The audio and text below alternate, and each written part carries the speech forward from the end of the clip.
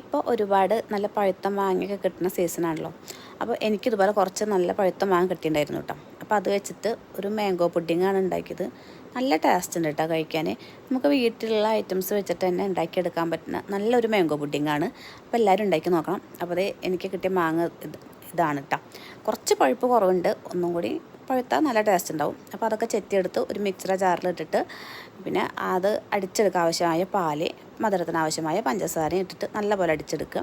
അതിനുശേഷം ഒരു പാത്രത്തിലേക്ക് കുറച്ച് പാൽ ഒഴിച്ചിട്ട് ഈ മാംഗോയുടെ അടിച്ചെടുത്ത പൾപ്പയിലേക്ക് ഇട്ടിട്ട് നല്ലപോലെ ഇളക്കുക. അതിനുശേഷം കുറച്ച് പാലിൽ കുറച്ച് കോൺഫ്ലവർ പൊടി കലക്കിയെടുത്തിട്ട് വേണം കേട്ടോ അതിൽ ഒഴിക്കാം. നേരിട്ട് ഒഴിച്ചാൽ കട്ട കൊത്തും. അപ്പോൾ അതിന് വേണ്ടിയിട്ട് ഇങ്ങനെ ചെയ്താൽ മതി. പിന്നെ ആവശ്യത്തിന് മധുരത്തിന് ആവശ്യമായ പഞ്ചസാര മിൽക്ക് മേഡ് ഏത് വേണമെങ്കിലും ഒഴിക്കാം.